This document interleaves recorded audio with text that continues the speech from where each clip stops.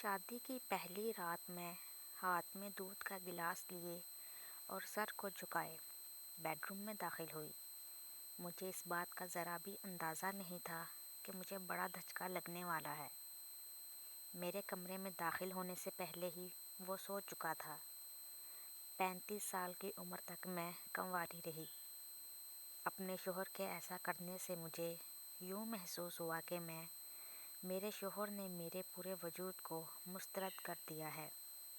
نہ صرف کالج بلکہ دفتر میں بھی میں نے بہت سے لڑکوں اور لڑکیوں کے درمیان گہری محبت دیکھی تھی۔ وہ اپنے ساتھی کے کندھے سے سر لگائے، ہاتھ میں ہاتھ ڈالے گھومتے تھے۔ اس وقت میں سوچا کرتی تھی کہ کاش میرے ساتھ بھی کوئی ہوتا۔ کیا مجھے ایسے کسی ساتھی کی تمنا نہیں کرنی چاہیے تھی؟ میرا خاندان بہت بڑا تھا، 4 بھائی، 1 بہن اور بوڑھے والدین۔ اس کے باوجود میں ہمیشہ تنہا محسوس کرتی تھی۔ بڑھتی عمر کے باوجود میں تنہا تھی۔ میرے تمام بھائی بہن شادی شدہ تھے اور ان کا اپنا خاندان تھا۔ کبھی کبھی میں سوچتی کہ کیا وہ میری پرواہ بھی کرتے ہیں کہ میری عمر بڑھ رہی ہے اور میں اب تک تنہا ہوں۔ میرے دل میں بھی محبت کی خواہش تھی، لیکن وہ تنہائیوں میں گھری تھی۔ کبھی مجھے لگتا کہ یہ صرف میرے موٹاپے کی وجہ سے ہے۔ کیا مرد موٹی لڑکیوں کو ناپسند کرتے ہیں؟ کیا میرے وزن کی وجہ سے میرے گھر کے لوگوں کو رشتہ نہیں مل پا رہا ہے؟ کیا میں ہمیشہ تنہا ہی رہوں گی؟ یہ سوال ہمیشہ میرے ذہن میں گھومتے رہتے ہیں۔ شادی کے بعد میری الجھن بالآخر جب میں 35 سال کی ہوئی تو مجھ سے 40 کا ایک شخص شادی کرنے کے لیے سامنے آیا۔ ملاقات کے دوران میں نے اسے اپنے جذبات اور خیالات کے بارے میں بتایا، لیکن اس نے کوئی توجہ نہ دی اور نہ ہی اس کا کوئی جواب دیا۔ وہ قدرے پریشان لگا۔ وہ خاموشی سے نظریں نیچی کیے سر ہلاتا رہا۔ میں نے سوچا کہ آج کل خواتین سے زیادہ مرد شرمیلے ہوتے ہیں اور میرا ہونے والا شوہر بھی ویسا ہی ہے۔ شاید اسی لیے اس نے کوئی جواب نہیں دیا، لیکن شادی کی رات ہونے والی واردات نے مجھے الجھن میں ڈال دیا۔ مجھے پتہ نہیں کہ اس نے ایسا کیوں کیا۔ جب میں نے اپنے شوہر سے اگلی صبح پوچھا تو اس نے کہا کہ ان کی طبیعت ٹھیک نہیں تھی، لیکن اس کے بعد بھی کوئی تبدیلی نہیں آئی۔ ہماری دوسری، تیسری اور بہت سی راتیں اس طرح ہی گزر گئیں۔ میری ساس نے میرے شوہر کا دفاع کیا۔ جب میں نے ساس کو بتایا تو انہوں نے بھی اپنے بیٹے کا دفاع کیا۔ انہوں نے کہا وہ شرمیلا ہے، وہ بچپن سے ہی لڑکیوں سے گفتگو کرنے میں ہچکچاتا ہے، اس نے لڑکوں کے اسکول میں تعلیم حاصل کی ہے، اس کی بہن ہے اور نہ کوئی خاتون دوست۔ اگرچہ مجھے اس سے عارضی تسلی تو ملی، لیکن میں اس موضوع کے بارے میں سوچنا ترک نہ کر سکی۔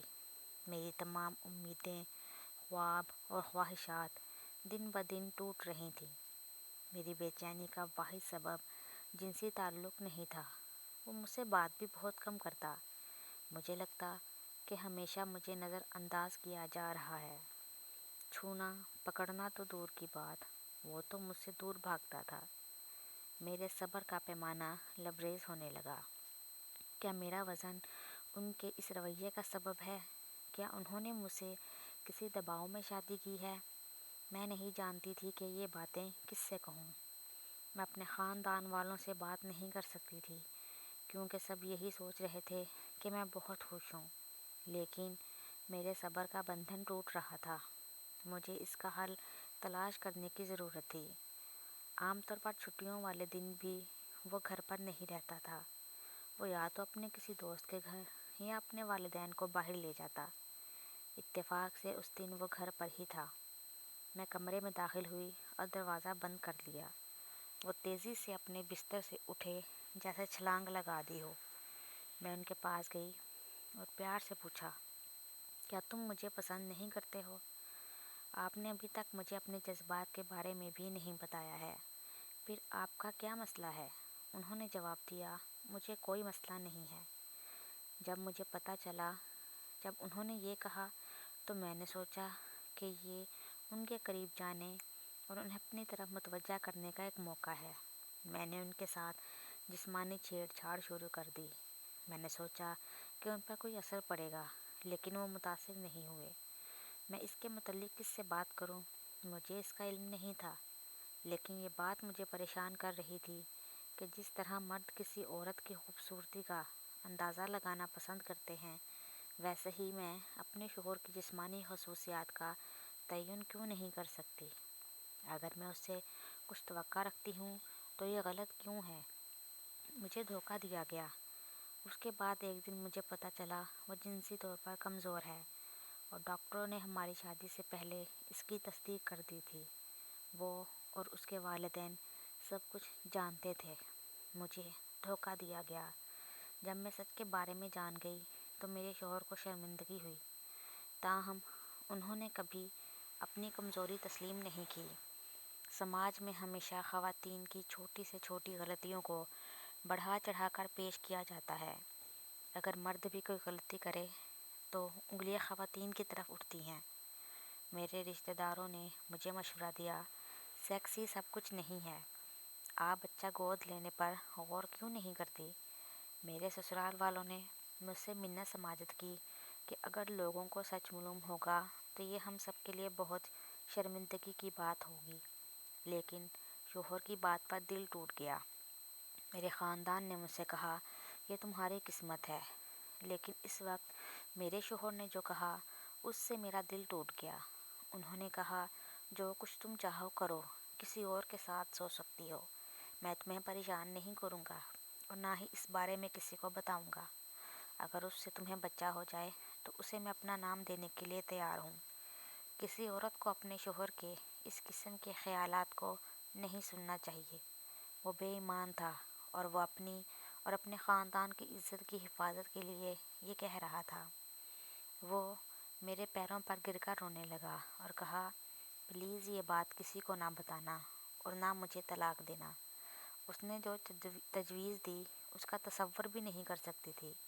اب میرے سامنے دو ہی راستے تھے، میں اسے چھوڑ دوں یا پھر اسے اپنی زندگی کے ساتھی کے طور پر قبول کروں اور اپنی خواہشات کو قربان کر دوں۔ آخر کار میرے جذبات کی جیت ہوئی۔ میں نے اپنے اس نام نہاد شوہر کا گھر چھوڑ دیا۔ میرے والدین نے مجھے قبول نہیں کیا۔ دوستوں کی مدد سے خواتین میں ہاسٹل میں جگہ مل گئی۔